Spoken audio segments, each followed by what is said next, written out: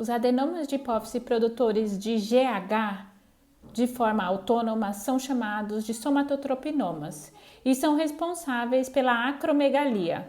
99% das acromegalias são por causa de adenomas de hipófise. Células da própria hipófise de produção normal ficam disfuncionais, se multiplicam, criam um tumor autônomo que leva ao excesso da quantidade de produção de GH. Esse excesso de GH, por consequência, age no fígado, aumentando a produção de IGF-1. E é esse excesso de IGF-1 na circulação que será responsável pelo quadro de acromegalia.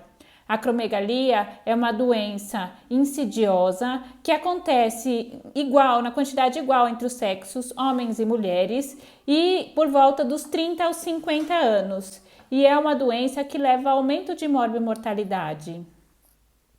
Os pacientes com acromegalia têm a mortalidade aumentada entre 2 a 4 vezes se comparado com os pacientes sem acromegalia do mesmo sexo e idade.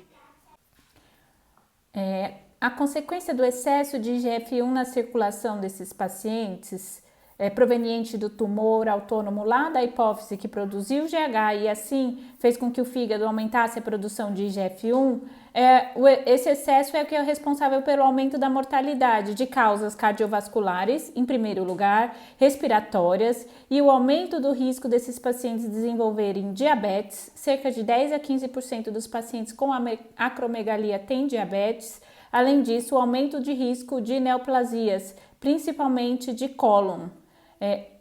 Eles também sofrem muito como comorbidades com as dores e as artropatias, dores em quadril, joelhos e ombros, também relacionados ao aumento da quantidade de IGF-1 na circulação. O grande problema é que esse aumento na produção de GH pela multiplicação lenta das células disfuncionais da hipófise, que ficam produzindo autonomamente GH, leva a um quadro muito lento e insidioso, e esses pacientes geralmente só vão ter o diagnóstico do problema cerca de 8 a 10 anos depois que ele se iniciou, ou pelo quadro clínico, ou porque o tumor cresceu tanto que causou sintomas compressivos relacionados ao seu tamanho elevado na célula túrcica. Com relação ao quadro clínico, no exame físico, que a gente pode encontrar nesses pacientes que está relacionado ao excesso de IGF-1 crônico e ao longo dos anos na circulação, são uma proeminência frontal, o osso frontal cresce. Se é um paciente de mais idade e que já teve fechamento das epífises da cartilagem de crescimento, os ossos crescerão para o lado e não em comprimento.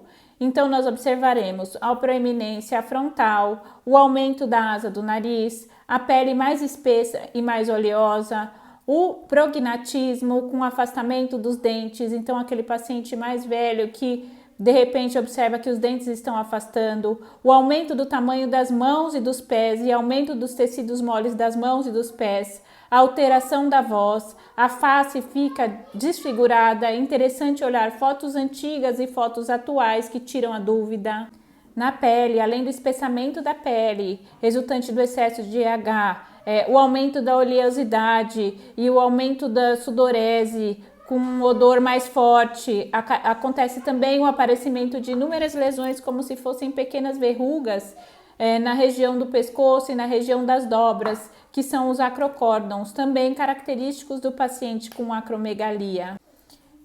Esses pacientes também têm elevado índice de problemas cardiovasculares, entre eles os principais, a hipertensão arterial e também uma cardiomiopatia relacionada ao paciente acromegálico.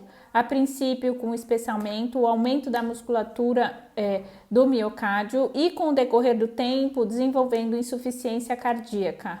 Problemas respiratórios também são comuns, pelo aumento da língua, o aumento das partes moles das vias aéreas, tendo muitos roncos, apneia do sono e problemas como consequência da apneia do sono. Além disso, esses pacientes têm maior chance de terem diabetes, entre 15% e 20% deles têm, e também esses pacientes têm maior chance de desenvolverem outros tipos de câncer, como o câncer de cólon. O diagnóstico nesses pacientes geralmente acontece ou pelo quadro clínico, o paciente ou algum acompanhante, alguém que convive com ele percebe que ele está tendo alterações na face, que está ficando desfigurado, e aí a investigação é feita através de uma criteriosa análise laboratorial. Ou outra forma de se fazer o diagnóstico é quando o paciente não percebeu essas alterações, porém já iniciou com sintomas compressivos do tumor. Geralmente os pacientes com macromegalia, a maioria deles tem um macroadenoma. Então, acromegalia, os tumores, o adenoma de hipófise geralmente é um macroadenoma. E esse macroadenoma pode comprimir o quiasma óptico, alterando o campo visual, com perda na visão lateral. E também pode acontecer de dar dor de cabeça, cefaleia e pelo crescimento rápido, o que chamamos de apoplexia. Lembramos que os adenomas de hipófise são tumores benignos da hipófise e eles são classificados em micro e macroadenomas, de acordo com o seu tamanho. Também podem ser classificados em secretores e não secretores.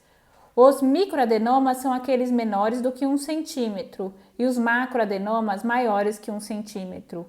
Estamos falando aqui nesse momento dos somatotropinomas, que são tumores de hipófise produtores de GH e que na maioria das suas vezes são, em 70% delas, macroadenomas. E o diagnóstico feito ou pela clínica, através do resultado da produção excessiva de GH, que por consequência levou ao excesso de IGF-1, ou pelo aumento do tamanho do tumor na hipófise e assim pelos sintomas compressivos. Dor de cabeça e perda visual são os principais.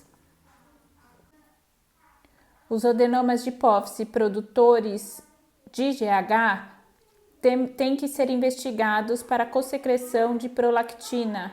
Muitas vezes eles têm a produção de GH associado também à produção de prolactina. Então deve ser dosado, deve ser investigada toda a parte hormonal desses pacientes.